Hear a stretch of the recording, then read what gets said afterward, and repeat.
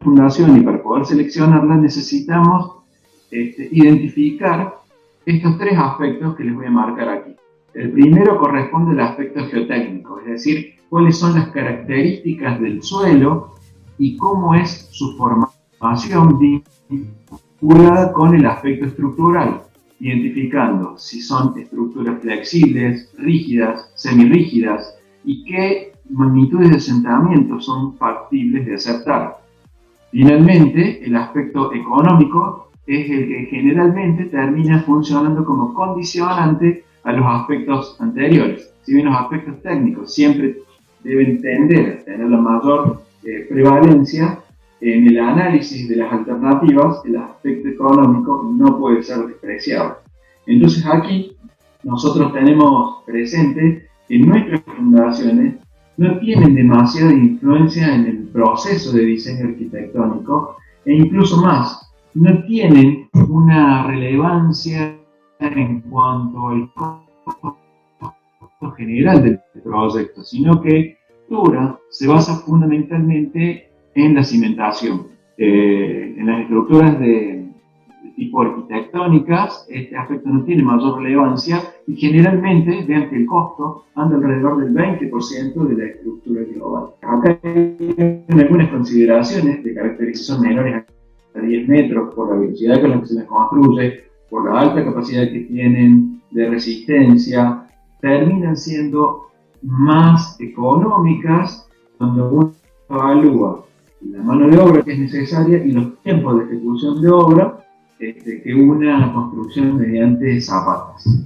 En algunos casos, la losa incluso de cimentación es más económica que la zapata, pero todo depende de la relación que exista entre la resistencia baja, se pueden ejecutar cimentaciones compensadas. Este análisis que se presenta en este gráfico es un diagrama conceptual que pretende una racionalización al proceso de selección del tipo de fundación. Generalmente en el proceso de análisis, cuando uno tiene que definir el tipo de fundación, se basa mucho en la experiencia previa, en la experticia que tiene que decidir el tipo de fundación. Entonces, por un lado tiene los aspectos estructurales, por el otro tiene los aspectos técnicos vinculados con el estudio de suelo, y mirando esas dos cosas uno dice, para este proyecto van fundaciones superficiales, para este proyecto van fundaciones profundas o semiprofundas.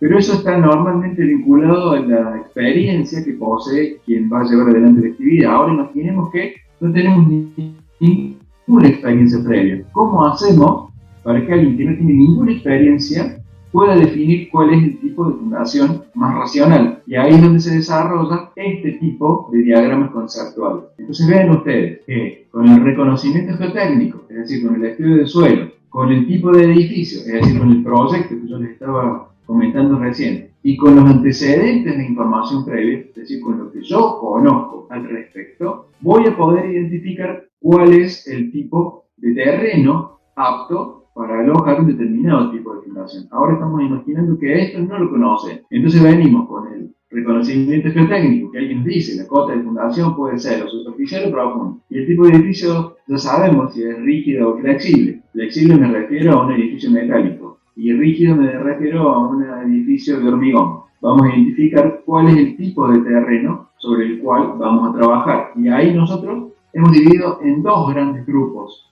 en el análisis dentro de la geotécnica. Uno que corresponde a los suelos de grano fino, regido por comportamientos gobernados por las fuerzas del Van der Waals, interacción entre partículas, que tienen mucha influencia con el contenido de humedad, y por el otro lado los terrenos granulares, que eran partículas cuyo comportamiento estaba gobernado fundamentalmente por las fuerzas básicas. Entonces, dependiendo de cuál es el tipo de terreno en el cual nosotros podemos encasillar, es hacia donde continúa el análisis. Supongamos entonces que el terreno es cohesivo, y ahí tenemos dos alternativas, o que la resistencia sea baja o alta. También podría ser una resistencia media, ven que nos lleva por un tercer camino. Entonces, si la resistencia, si estamos en un tipo de terreno que es cohesivo, que tiene una resistencia alta, esto nos lleva entonces a una cimentación directa. Si por el contrario la resistencia es baja, ahora necesitamos evaluar la deformabilidad. Si la deformabilidad es alta, entonces tenemos que ir a un esquema de fundación profunda. Mientras que si la deformabilidad es baja, entonces tenemos que analizar los problemas de interacción con las edificaciones próximas, con las edificaciones que tenemos en proximidades a nuestro sitio, para saber cuál es su influencia. Si tenemos edificaciones próximas que son factibles de sufrir alguna consecuencia durante la construcción de las fundaciones superficiales, bueno, nos va a llevar indefectiblemente a una cimentación profunda. Por el contrario, si no es así, debemos venir por aquí para llevar a un análisis del tipo de edificio. Si es un edificio flexible o no. Si el tipo de edificio da resultados positivos para las cimentaciones superficiales, nos lleva a la directa. Y si no, iremos a cimentaciones profundas. Del mismo modo, se analiza por un terreno de características granulares. En definitiva, ven ustedes, este diagrama conceptual nos permite llevar adelante una simulación del proceso de razonamiento que uno debe hacer para poder seleccionar fundación superficial o fundación profunda. Miren qué ocurre si la roca está a pequeña profundidad, es decir, no vamos a poder cavar, no vamos a poder excavar. Entonces, directamente nos lleva a una cimentación directa. En ese proceso de selección, entonces, nosotros vamos a caracterizar a las fundaciones profundas con dos criterios, que es equivalente a lo que hemos hecho con las fundaciones superficiales: el criterio de resistencia y el criterio de deformabilidad. El criterio de resistencia nos va a permitir establecer un factor de seguridad, y los criterios de deformabilidad nos van a permitir a nosotros aceptar magnitudes admisibles de deformación, que también lo podemos después traducir en factores de seguridad, pero que deben compatibilizar los comportamientos de deformación, en el caso de fundaciones profundas, a través del fuste y de la punta. Tenemos aquí, en criterio de resistencia, en nuestro esquema vamos a tener resistencia por punta, resistencia por fuste, y que lo vamos a poder establecer a estos valores a través de métodos empíricos o semiempíricos. Luego vamos a asignar un factor de seguridad para establecer las condiciones de trabajo. Vean, en el criterio de deformabilidad, vamos a tener que establecer un método para poder estimar los asentamientos, que pueden ser de los tres tipos que ya conocemos. Empírico, es decir, realizamos ensayos, nos basamos en experiencias previas de otras personas, de otros constructores, de otros investigadores, y con lo cual ajustamos nuestros parámetros de conocimiento. Una alternativa es la mezcla de dos cosas: vinculamos teoría con la experiencia, y allí vamos a métodos semiempíricos. Y finalmente, los métodos numéricos, que son basados un poco más en la teoría, cuyos parámetros de entrada son valores vinculados con las experiencias, con resultados de laboratorio, generalmente de caracterización del comportamiento del suelo, y con eso vamos a establecer márgenes entre la deformabilidad admisible respecto a la deformabilidad estimada. Y con eso podemos establecer nuestro coeficiente de seguridad para luego definir las condiciones de trabajo. Todo esto es el marco conceptual. Ahora vamos a las cuentas, que es lo que a nosotros nos gusta más, como ingenieros. En las cuentas, nosotros tenemos, aquí según se muestra en el esquema, una acción externa. Este debería ser el pilote, un elemento cilíndrico y vertical. Y vean que en el análisis, esto redunda en un equilibrio de fuerzas verticales. Si yo pudiera poner aquí un sistema de referencia X e Y, de esta forma, eje X y eje vertical Y, todas estas fuerzas se componen sobre el eje vertical, así que no deja de ser otra cosa más que una sumatoria de fuerzas verticales. Y si esa sumatoria de fuerzas verticales es igual a cero, le decíamos que el sistema está en equilibrio.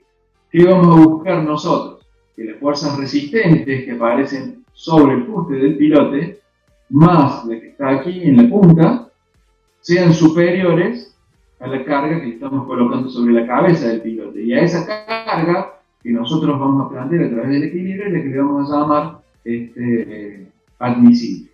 Bien, entonces, en la sumatoria de fuerzas verticales, en el momento del equilibrio tendremos la Q de punta admisible, la Q friccional admisible, lo que me va a permitir equilibrar con la Q admisible aplicada sobre la cabeza del pilote. La resistencia lateral, F, del fuste, es toda la que se desarrolla sobre la piel del pilote, sobre el cilindro, y son todas fuerzas que se oponen a la acción que estamos aplicando externa. A esta parte de aquí abajo le llamamos punta del pilote, o también se le llama pie del pilote, y a la parte superior le vamos a llamar cabeza del pilote. Entonces, la carga admisible, la Q admisible, va a ser la sumatoria de la resistencia por punta, la resistencia por el fuste del pilote, también llamada friccional, resistencia friccional, y aquí tenemos una componente del peso propio del pilote que es descendente. El peso W, este rojo que yo he marcado aquí, corresponde con el peso propio del pilote. Vean entonces que este menos que aparece aquí, lo podríamos haber escrito del lado de las cargas que están actuantes, y podría haber sido peso del pilote más el Q que tengo aquí vertical, va a ser igual a todo lo demás. Lo hemos escrito sobre la izquierda porque asimilamos que acá tenemos dos sistemas de fuerza. Uno que son las cargas externas, que corresponden a esta que tenemos por aquí afuera, que son las cargas internas, externas, y todas las internas, las que se van a desarrollar luego, son estas que están aquí. Por eso lo hemos puesto en el segundo miembro. Luego, vamos a decir que las capacidades de carga por punta, admisible, esta que tenemos aquí, se obtiene a partir de la carga por punta última respecto a un coeficiente de seguridad.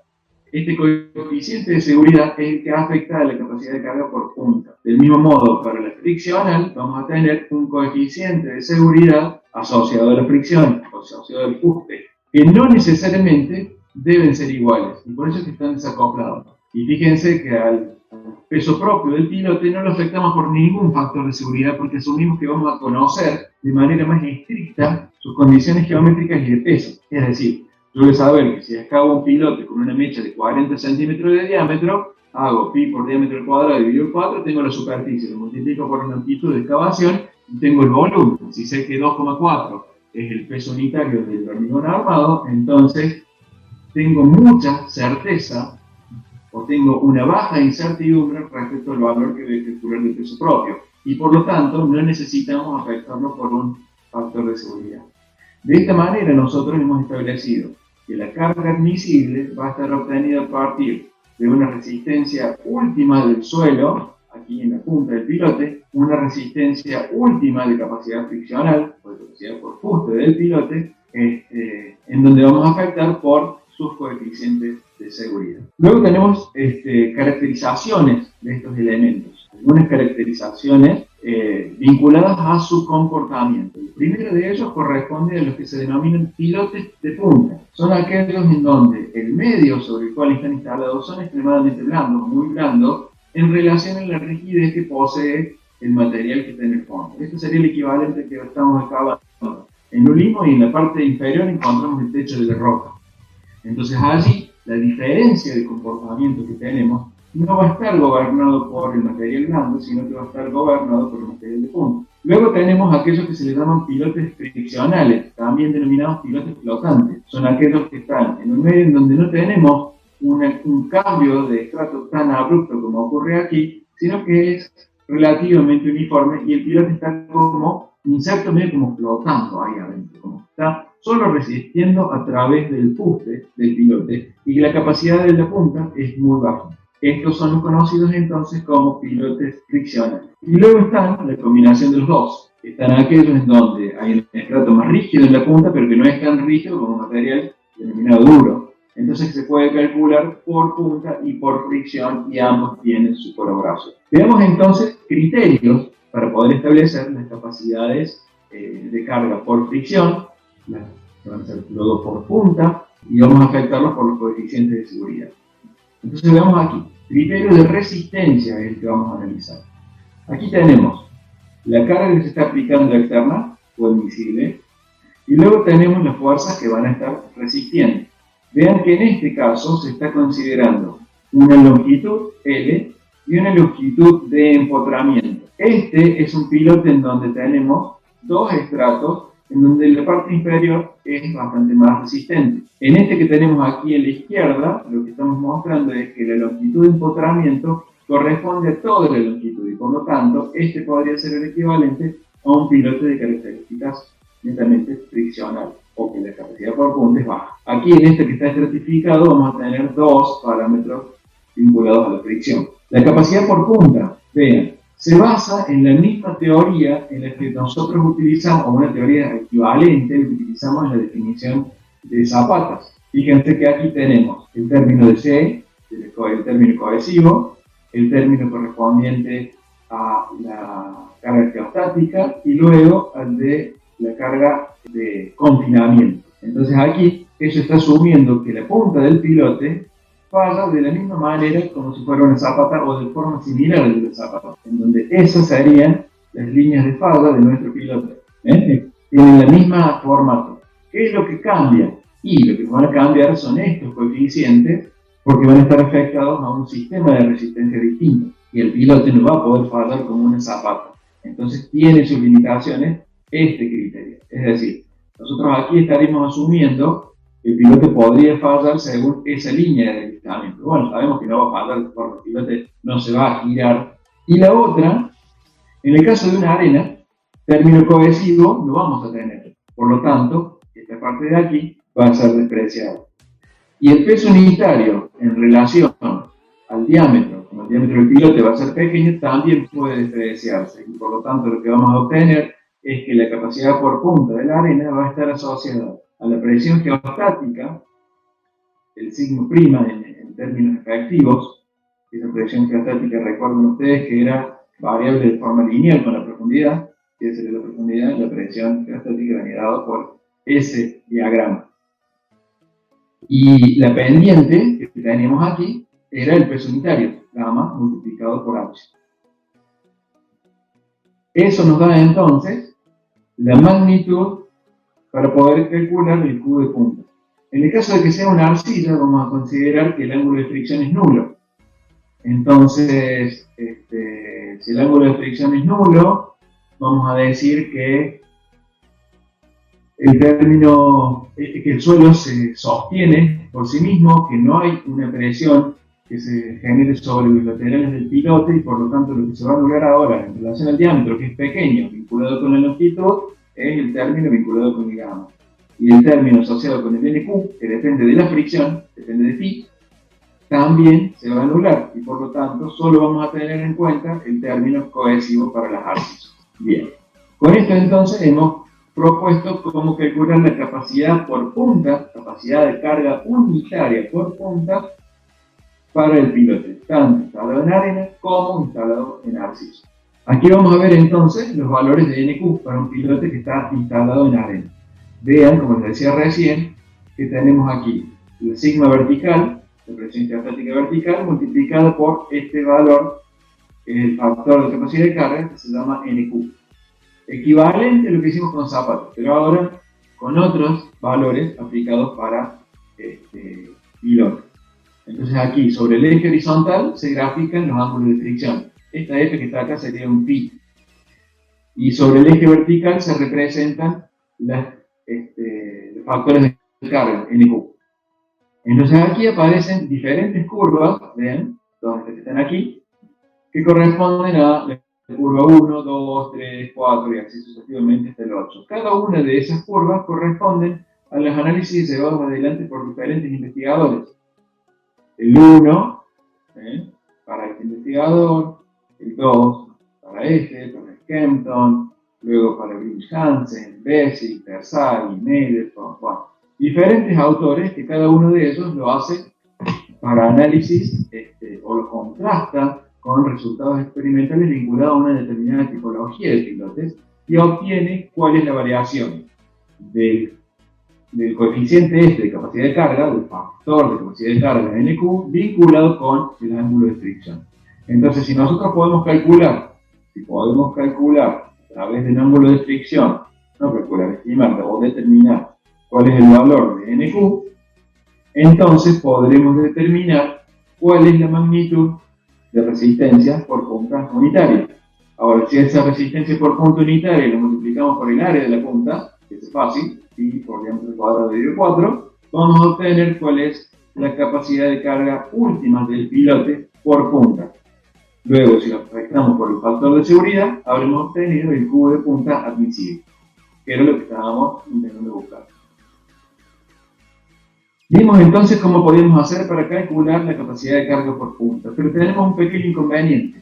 Cuando la longitud del pilote es muy alta, el valor de la sigma vertical se hace muy grande, por lo tanto nos llevaría a pensar que independientemente de la longitud que tenga el pilote, la capacidad de carga siempre aumentaría. Y la realidad es que eso con las experiencias de ensayos de capacidad de carga a gran escala no ocurre. Por lo tanto, la teoría propone una limitación en la resistencia asignada a la punta del pilote y se lo limita a partir de esta relación empírica. Entonces decimos que la capacidad de carga por punta va a ser 50 veces el valor de NQ por la tangente de phi. Entonces, ¿qué vamos a hacer nosotros? Vamos a calcular el Q de punta, el QPU último, capacidad de carga unitaria por punta última, a través de esta expresión, sigma vertical por el NQ. Pero también lo vamos a hacer con este valor limitado, donde vamos a poner 50 por el valor de NQ por la tangente de phi. Y vamos a utilizar de estos dos el que sea más bajo. Esto en un suelo homogéneo donde la longitud del pilote es igual a la longitud de empotramiento. Era esta. ¿Ven? La longitud igual a la longitud de empotramiento. Y este que está acá corresponde a una limitación en relación a los números de golpes. Para poder establecer los parámetros resistentes, para poder establecer NQ, generalmente uno no realiza ensayos triaxiales o ensayos de corte directo, sino lo que realiza es ensayos en campo, en donde realiza un ensayo de cono de penetración dinámica. Y con eso se correlaciona al valor del ángulo de fricción. Entonces lo que nosotros tenemos va a ser un número de golpes del ensayo de SPT, del ensayo de PSH o el ensayo de PL. Vamos a tener un número de golpes vinculado con el ensayo que se realizó en campaña, en el terreno. Entonces, al conocer el número de golpes, también vamos a colocar una limitación de la capacidad de carga por punta vinculada a ese número que hemos obtenido. Y lo vamos a hacer 40 por el número de golpes multiplicado por la longitud de empotramiento del pilote respecto al diámetro. Y eso tiene que ser menor a 400 veces el número de golpes del N60. ¿Y qué es el N60? Acá está representado en esta gráfica. N60, ¿ven? Este N60 viene dado al número de golpes para 10 veces el diámetro y el número de golpes para 4 veces el diámetro. Es básicamente una relación lineal que se hace entre dos valores extremos, de 10 veces el diámetro y 4 veces el diámetro. Otra forma de calcular la capacidad de carga por punta corresponde a esta eso quiere decir Cuerpo de Ingenieros de la Armada de los Estados Unidos. Sobre el eje horizontal, ángulo de fricción, sobre el eje vertical, el factor de capacidad de carga. En este caso, nuevamente, el Q de punta último está limitado a un valor límite, y ese valor límite lo proponen como el área de la punta multiplicado por toda esta expresión que está ahí. Fíjense que esa expresión que está allí, todo esto, es lo que sería el equivalente al Q chiquito PU que calculábamos antes. Y acá tenemos que incorporar el ángulo de fricción, tenemos el valor de NQ, y para poder hacerlo dimensional a esto, para que no sea completamente, para que pueda ser empírico, que tenga unidad de dimensión, coloquen la presión atmosférica. Entonces, con la presión atmosférica obtenemos un valor de QPU. Si no, el NQ es un número, la tangente de phi es un número, no tenemos unidades. Para poder asignarle una unidad se pone la presión atmosférica, que es 1, o despreciable. Bien, y con eso calculamos el Q, la carga por punta, última, límite. Cuando estamos en arcillas, ahora analizamos la capacidad, ya vimos cómo era el tema de la arena, ahora vamos a las arcillas. En este caso, el ángulo de fricción vamos a considerar que está bajo condiciones no drenadas. Entonces, si era la condición no drenada, este que está escrito acá en una T debería ser tau. ¿Ven? Y aquí abajo, sigma. Acá estamos en el espacio sigma tau. Por lo tanto, los círculos de Moore, recuerde que en tensiones totales, lo que nos permitía obtener bajo condiciones no drenadas era esta línea horizontal. Entonces el tau es igual al C sub Q. ¿Y el tau qué es? Y la resistencia de corte que tiene entre el pilote y el suelo. Por lo tanto, vamos a directamente el C sub Q por un factor de capacidad de carga vinculado con el criterio que habíamos planteado inicialmente, y que cuando estamos en el origen, ese valor de NC es 9. Por lo tanto, la carga por punta última en arcilla bajo condiciones no drenadas se va a obtener como el área de la punta multiplicada por 9 veces la resistencia del corte no drenado. Veamos ahora qué ocurre ya vimos entonces, para la punta, cómo calculamos cuando hay con arena y cómo calculamos cuando hay con arcilla. Ahora vamos a ver cómo hacemos para calcular la capacidad de carga por el fuste.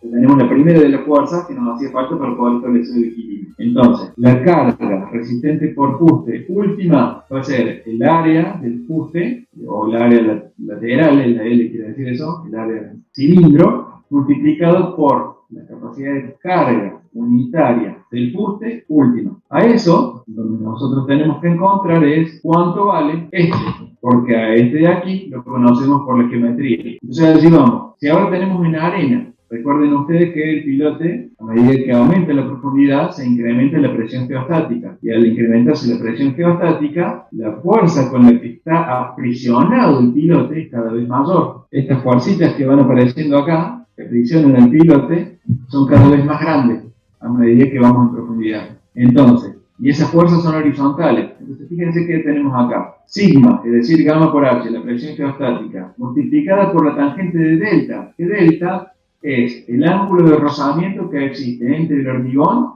y el suelo, y que se lo establece como un porcentaje del ángulo de fricción. Generalmente delta a 2/3 de pi, 2/3 del ángulo de fricción del suelo. Y luego tenemos el coeficiente K. El coeficiente K era el coeficiente de empuje de las tierras. Entonces ahí nosotros utilizamos diferentes alternativas. Si nosotros excavábamos, utilizábamos la que se llama fórmula de Jackie, que la vimos cuando vimos presiones geostáticas del suelo, verticales y horizontales. Ustedes recordarán que dijimos, si tenemos un elemento representativo del suelo, este está sometido a una carga que es vertical y a una carga que es horizontal. A esta primera le hemos llamado sigma vertical y a la segunda le hemos llamado sigma horizontal. Entonces son todos los mismos principios. Entonces el sigma horizontal lo obteníamos como un coeficiente K multiplicado el sigma vertical. Y ese K para las presiones de las tierras en el reposo era 1 menos el seno de pi. Claro, porque en definitiva estamos componiendo el mismo problema que teníamos antes, pero ahora lo hemos rotado el sistema y está en la dirección vertical. Antes, cuando analizábamos la resistencia del corte, poníamos una superficie rígida, poníamos un carrito arriba y lo sometíamos a una fuerza horizontal que lo iba a empujar. Entonces teníamos también una fuerza vertical. La fricción que se generaba aquí, en ese sector, nos permitía a nosotros restablecer la relación que teníamos entre las tensiones sigma y las tau. Entonces, de sigma y tau graficábamos y obteníamos nuestra línea de comportamiento, nuestra línea de fase. ¿Se acuerdan de eso? Bueno, ahora imaginen que este mismo esquema que yo he dibujado aquí, pero ahora lo vamos a ver rotado 90 grados. Lo voy a rotar en sentido horario. Vamos a tener ahora nuestro plano rígido. ¿Quién va a ser? El piloto. Y el carrito que se desplaza, ¿quién es? El suelo. Entonces nuevamente ahora estoy generando una fuerza que le he aplicado vertical allí, que no es otra cosa más que tau. Y después tengo una presión sigma, que es esta, que ahora ¿cuál es la presión sigma? Esta. Y aquí es igual a gamma por h. ¿Y dónde está delta? Y delta es lo que tenemos aquí como fricción entre el piloto y el suelo. ¿Y cuánto vale delta? Delta vale, bueno, entonces, esto que tenemos acá es para la longitud del pilote menor a la longitud crítica, y la longitud crítica es de 15 veces el diámetro. Es decir, nosotros dijimos que si teníamos una línea de superficie, esa es la Tierra, el nivel de terreno natural. Acá tenemos el pilote instalado. Nosotros dijimos que tenemos que limitar las presiones verticales, porque las presiones verticales crecen indefinidamente con la profundidad, porque gamma por h. Así que si fuera muy largo, acá el pilote estaría recontra apretado por las fuerzas horizontales. Entonces no se restringiría, no habría desplazamiento, el pilote no se movería. y la verdad es que eso en realidad no ocurre. Entonces se limita ese desarrollo de resistencia hasta 15 veces el diámetro, a partir del cual ya no se lo considera más. Esa gráfica dice que esta profundidad es de 15 veces el diámetro y se le llama L crítica, y es lo que hemos llamado allí LC. Esa longitud crítica, entonces, me permite a nosotros hacer un incremento en profundidad con el sigma y a partir de allí permanece constante. Es decir, que nuestra curva de incremento de resistencia, de capacidad friccional del pilote, va a tener un diagrama de estas características. Este es el eje vertical en donde vamos a graficar las profundidades Z. Entonces, nuestro diagrama de resistencia a través del sigma prima va a ser lineal y constante hasta la longitud crítica. Y a partir de allí no hay más incremento de resistencia. Entonces, la carga que fricciona el pilote o el suelo al pilote es así, ¿ven? ¿Y cuánto vale esa longitud crítica? Si este es el diámetro del pilote, vale 15 veces el diámetro. Si el pilote es de 1 metro de diámetro, entonces tendremos 15 metros de desarrollo de capacidad friccional. Si tiene 40 centímetros será 0,40 por 15 y ese va a ser el valor de longitud crítica. A partir de allí, la fricción ya no crece más linealmente en arena, sino que asumimos que permanece constante. Algunos autores a esa línea dicen, no, en realidad no es absolutamente lineal, es de curva. ¿Se comprendió, Virginia? LC entonces es la longitud crítica. Por lo tanto, QFC es la capacidad de carga unitaria friccional en el límite de la longitud crítica. Para pilotes excavados, entonces, el valor de K es 1 menos seno de phi. Para pilotes de bajo desplazamiento, ese valor va a ser entre 1 menos seno de phi a 1,4 de 1 menos seno de phi. Vean, si phi vale 30 grados, el 42, ¿eh? Entonces, un solo granular normalmente tiene un ángulo de fricción que va entre 25 y 35. La arena es relativamente fina, se me excavaba. Entonces, ¿cuánto le limitas? 30. Bueno, entonces el K, en este que está excavado, vale 0,4. Y 0,4 por 1,4, si son de bajo desplazamiento, ese valor de K, que es el que me afecta para poder obtener la presión sobre el pilote, la presión que ejerce el suelo sobre el pilote, lo multiplicamos por 1,4. Y si es de alto desplazamiento, y va a ser de 1,8 en lugar de 1,4.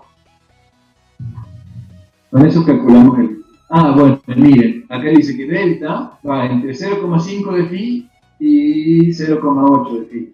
Y si nosotros hacemos 2 tercios es 0,67, que está más o menos entre medio de los dos. Bueno, otros autores, ¿qué proponen? Calcular la resistencia friccional, este F que está acá, sería el equivalente a este QF, que está por aquí. Como hay diferentes autores, le van poniendo diferentes nombres, pero básicamente el mismo cosa. Esta entonces, la resistencia friccional unitaria, ven que lo hace como la presión efectiva media multiplicado por 0,8 de phi, esa sería la tangente de delta, multiplicado por el coeficiente K. Pero vean que él dice, no voy a utilizar el criterio de longitud crítica. Esa era la longitud, este vendría a ser el sigma horizontal, este era como lo habíamos hecho antes. Sigma horizontal, y acá habíamos graficado que se mantenía un crecimiento lineal y luego permanecía constante. Una cantidad que le habíamos llamado L crítica. Él dice, no, en lugar de hacer eso, yo voy a utilizar, bueno, el pilote en este caso, voy a dibujar el costadito, de aquí hasta acá. Él dice, en lugar de utilizar eso, yo voy a asumir que crece linealmente hasta la punta del pilote, pero no voy a tomar el máximo, sino que voy a tomar al medio. Voy a tomar el valor medio de presión, es decir, ese valor del sigma horizontal. Entonces, cuando hace K multiplicado por el sigma vertical promedio, el sigma vertical medio me da la fuerza a la mitad. Es como si hubiera hecho, bueno, ¿se entiende, cierto? La mitad del triángulo. Y acá mantiene la tangente de delta, nada más que no dice 2 tercios de phi, dice 0,8 de phi. Y luego viene Riss y O'Neill Y dicen, vamos a decir que la resistencia friccional va a estar caracterizada por cada uno de los estratos que vayamos analizando. Bueno, ¿qué está queriendo decir él? Puede ser que el estrato no sea uniforme. Como va variando con la profundidad, entonces vamos a dibujar. Este estaría nuestro pilote, aquí estaría el nivel de la superficie. Entonces él lo va a calcular como, fíjense que es la raíz cuadrada de la profundidad. Es decir, si yo tengo aquí el gráfico, voy a poner un eje vertical, que sea la profundidad z. Y el f lo voy a graficar sobre este eje horizontal. Y pongo f. El que dice, f varía en relación a una raíz cuadrada. Este sería 1,5, es una ordenada del origen, menos esta otra cosa. Tendríamos que hacer una variación de este tipo. Si este fuera el z y este fuera el f, con raíz negativa, tendríamos el 1,5. En definitiva, entonces, él propone que la variación de profundidad está vinculada con la raíz cuadrada y tiene mayor influencia sobre la superficie, pero tiene que ser menor a 4 kilolibras por pie cuadrado. En el caso de que sea una arena estratificada, propone estratificar, o sea, gamma multiplicado por el h de cada uno de los estratos, multiplicado por la tangente que le corresponda del ángulo de fricción de cada uno de los estratos. Este que está aquí se llama método lambda, y esta que está por aquí no es una L, sino que es una lambda, al igual que este es el coeficiente lambda. Esto se utiliza para pilotes hincados, es decir, pilotes que trabajan por desplazamiento del suelo, en donde el coeficiente lambda va afectando a la presión geostática vertical y donde se asume que también tenemos algo de cohesión. ¿Puede tener o no? Eso ustedes lo van a ver en relación al tipo de suelo que tengan. Pero supongamos que si no hay cohesión, este término desaparece y solo va a quedar la presión vertical geostática. Y luego tenemos que si apareciera el C sub Q, lo podemos calibrar con esto. Entonces, la capacidad de carga unitaria de área para la fricción promedio va a estar dada por el producto de lambda por sigma prima vertical más 2 veces C. Y aquí tenemos la longitud del pilote. Entonces, en relación a la longitud del pilote, vamos a obtener el coeficiente lambda. Si el pilote mide 20 metros de longitud, vendremos para acá, llegamos hasta ahí y el coeficiente lambda vale 0,18 para decir ese. Entonces hacemos 0,18 multiplicado por gamma por h más 2 veces C sub Q, y esa es la F promedio. La F promedio la multiplicamos por el perímetro del fuste y nos da la carga de reacción vertical debido al fuste del pilote. Vean que el lambda es L, entonces este es un procedimiento que vincula la longitud del pilote con su resistencia friccional. Método alfa. Estas que están aquí, han salido mal las letras, pero este es un alfa y este es un alfa. Se le llama método alfa. Bueno, ¿qué vamos a relacionar acá? Sobre el eje vertical aparece la resistencia al corte no drenada. Bueno, eso te da un indicio. Entonces, si el método alfa relaciona la cohesión no drenada, entonces esto es para un sistema en donde analizamos el comportamiento a corto plazo de los pilotes instalados en arcillas, o es una situación en donde no tenemos el ángulo de fricción que intervenga. Entonces directamente vamos a obtener el coeficiente alfa U. Vamos a obtener el coeficiente alfa en relación a la resistencia al corte no drenado. Kilonewton por metro cuadrado. Bueno, supongamos entonces que es de 1 kilo por centímetro cuadrado, nuestra resistencia al corte no drenado, vendremos acá y será 0,45, casi 0,5 el valor de alfa. Alfa lo multiplicamos por el C sub Q y nos va a dar la resistencia friccional. Ese lo multiplicamos por el perímetro del pilote y habremos obtenido la resistencia de carga vertical. Luego viene, tenemos un método alfa y siempre va a haber otro que le sigue, que será el método beta. En el método beta, ven que tenemos sobre el eje vertical el ángulo de fricción drenado. Estos son para arcillas, ¿ven? Entonces el anterior era para corto plazo, este es para el largo plazo. Tendremos que ingresar con el ángulo de fricción, pongamos una arcilla de 15 grados, y luego vamos a obtener con ese valor el coeficiente beta. Recuerden que esto es beta, y aquí viene el coeficiente beta. Venimos acá, sacamos el valor de beta. Lo reemplazamos, multiplicamos por el sigma vertical, por h, y esto nos va a dar el coeficiente f, que ese es el parámetro con el cual vamos a multiplicar por el área y nos va a dar la carga por el punto. La resistencia del pilote por el punto. Y con esto creo que hemos terminado lo que sería la determinación de la capacidad de carga.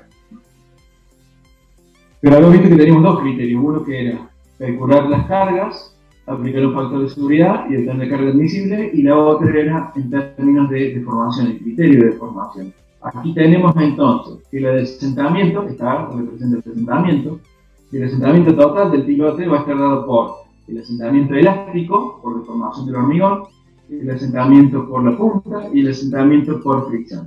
Si bien estas tres cosas no son compatibles entre ellas, nosotros vamos a aceptar el principio de superposición y vamos a decir que el asentamiento total va a estar dado por la sumatoria de estos asentamientos parciales. Eso nos va a permitir a nosotros calcular cada una de estas deformaciones, integrarlas y obtener el asentamiento total. El asentamiento elástico del pilote está vinculado con el módulo de elasticidad del pilote, del material, es decir, si es de hormigón, si es de madera, de plástico, de metal, de lo que ustedes quieran. Allí vamos a tener entonces, vean que esta fórmula tiene el módulo de elasticidad, y aquí aparecen las cargas por punta, la carga friccional, un alfa F, que depende de la distribución de la capacidad friccional a lo largo del pilote, que oscila entre 0,5 y 0,67. Entonces, ¿qué sería lo recomendable? Y pone un valor entre esos dos, 0,6. Este no es AL, sino que es alfa F.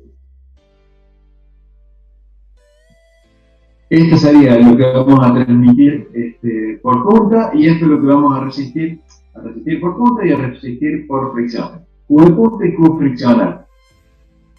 El A sub P, el área del pilote, y E sub P, el módulo de elasticidad del material, como les decía recién, que compone el pilote. Acero, plástico, hormigón, de caña, de material con el que ustedes, solo cemento, con los que hayan construido el fuste del pilote. Y allí tenemos la primera parte, que correspondería al asentamiento elástico del pilote. Ahora vamos a calcular el asentamiento por punta, el asentamiento de la punta del pilote. Entonces aquí vamos a tener la expresión de trabajo multiplicado por el diámetro, por el módulo de elasticidad del suelo ahora, porque el pilote ya calculamos cómo se iba a cortar por su propio material. Ahora necesitamos saber cuánto se va a asentar la punta del pilote. Entonces necesitamos tener el módulo de elasticidad de la punta. Y luego aquí aparece el coeficiente de Poisson para tener en cuenta las deformaciones transversales y un factor de influencia que generalmente se toma como un 0,3, un 0,4, y el factor de influencia que es aproximadamente 0,85. Ven que en definitiva es el Q de punta multiplicado por el diámetro, nos da algo en toneladas por metro, por una carga. Y después cuando lo dividimos por el E sub S nos da unidad de área. Esta es una forma de representarlo. Y la otra es a través de esta ecuación semiempírica. Son dos alternativas. Uno lo calcula por este, después por este otro, y entre los dos elige cuál de los dos puede llegar a utilizar. En este caso es el C sub P, que es un coeficiente empírico. Quiere decir que muchos ensayos hacemos una calibración y de ahí decimos más o menos cuánto puede valer. Tenemos el Q de la punta, diámetro, y la capacidad por punta última del pilote. ¿Cuánto vale C sub P? Sería nuestro problema. ¿Por qué? Porque aquí, lo vamos a ver determinado con el procedimiento de resistencia que vimos antes. Al igual que este. Vamos a tener el diámetro, que es una condición geométrica, y el que nos está faltando como incógnita es C sub P. Pero ese es un valor empírico. Entonces tenemos que venir aquí y decir, ¿sobre qué material estoy instalando? Sobre una arena densa a suelta. Bueno, ¿es un pilote excavado o es un pilote hincado? ¿Cuál de los dos? Bueno, es un pilote excavado, fantástico. ¿Está densa o está suelta? Y está más o menos, ni densa ni suelta. Bueno, un valor promedio entre estos dos números. Si es una arena que está suelta, tenemos que utilizar 0,18. Y si está muy densa, utilizaremos el 0,9. Lo mismo haremos si está instalado en arcilla o si está instalado en limo. Y con eso vamos a estimar el asentamiento del área por la punta. Vamos ahora al de fricción. Le hicimos el asentamiento elástico, el asentamiento por la punta y ahora viene el asentamiento por fricción. Y claramente necesitamos tener el perímetro del pilote, necesitamos conocer cuánto vale la capacidad resistente del fuste que nosotros le hemos asignado, las condiciones geométricas. Y nuevamente, vean que aquí tenemos nuestro coeficiente de influencia. Vean que esta ecuación es muy similar a la anterior. Claro, porque los dos componen fuerzas verticales. Miren, uno menos mu al cuadrado. 1 menos mu al cuadrado. El diámetro sobre E sub S, el módulo del suelo. El diámetro sobre el módulo del suelo. Pero ahora, el módulo de elasticidad del suelo, pero no desde la punta, sino desde fricción. Y luego tenemos acá, vean, Q sub P, que era la capacidad de carga por punta unitaria, por unidad de superficie. Y ven acá, el perímetro multiplicado por el objeto es el área. Y si acá yo tengo el Q sub S, que es el Q de superficie, lo que nosotros ponemos por carga, la carga dividida el área, me da el Q, en lugar del QP, el QF. Entonces, en definitiva, es la misma ecuación, nada más que presentada de forma distinta.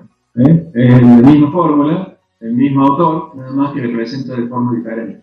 Pero en definitiva, es la misma cosa.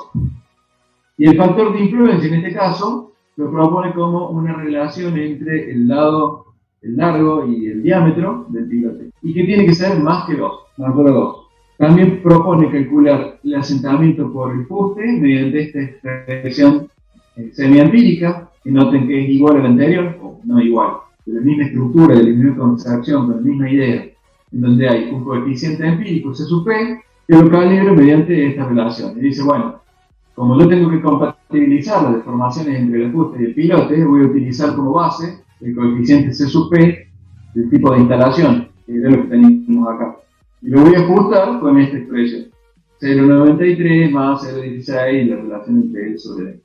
Y ahí aparece el coeficiente C sub P. Y con eso tenemos una estimación aproximada de las deformaciones. Luego aparece Bowles en el 82 y dice, bueno, las estimaciones están muy lindas, pero no siempre se ajustan. Y esto puede ser que posiblemente no se estén considerando los efectos a lo largo de la transferencia de carga que se realiza entre el pilote y el suelo. Entonces propone el método de las funciones de transferencia. Esto es decir, cómo se va transfiriendo la carga desde la cabeza del pilote a lo largo del mismo.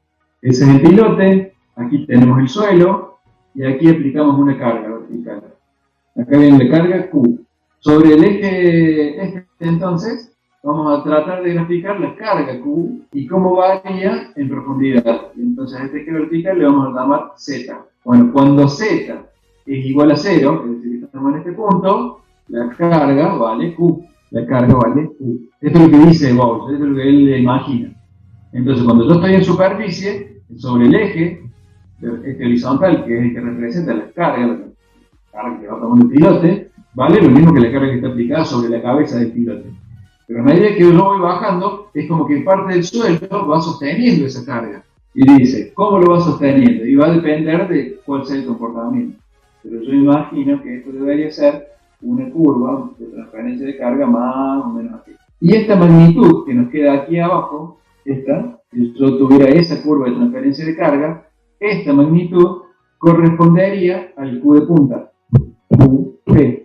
Y la diferencia entre Q y el QP es el QF, el Q friccional. Entonces, una vez que él propone esa idea, dice, bueno, pues ahora lo que yo tengo que hacer es analizar por tramos. Un primer tramo, segundo, tercero y cuarto. Y yo voy a notar aquí que hay una alta transferencia de carga, o no tan alta, lo que fuera, aquí, eso va a estar dado por la resistencia del suelo, después de este punto que está aquí, a este otro, hubo esa transferencia de carga que me hizo pasar de, no sé, de 10 toneladas a 8 toneladas. Esa diferencia son 2 toneladas que le tomo ese elemento. Y así sucesivamente. Entonces dice, yo voy a discretizar el pilote en tantos elementos como yo quiera. Y elemento 1, 2, 3, 4, 5 y así. Todos los que dan falta. Acá discretizo en 4 y a mí se me ocurre discretizar en 5. Bueno, una vez que lo discretiza, entonces, ahora piensa, yo tengo una transferencia de carga por corte de este primer elemento, otra debido a este elemento y así sucesivamente. Otro corte para este, otro corte para ese, otro corte para ese y una resistencia por punta que va a venir aquí abajo. Bien, miren que ese análisis que le está haciendo está llevado ahora al esquema que está aquí a la izquierda. Entonces tenemos la carga aplicada sobre la superficie, sobre la cabeza del pilote, que es el Q, y todas las resistencias que se van a desarrollar a lo largo del fuste del pilote.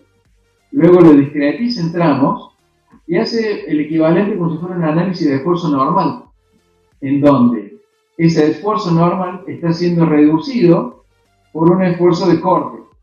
Sería el equivalente, si lo lleváramos a una viga de la estática, a un sistema en donde tenemos esa viga, una carga horizontal, allí, y una carga uniformemente distribuida, pero en lugar de tener las flechitas puestas de esta forma, que es como normalmente nosotros imaginamos las vigas, no la tenemos hacia la carga, la tenemos a esas cargas,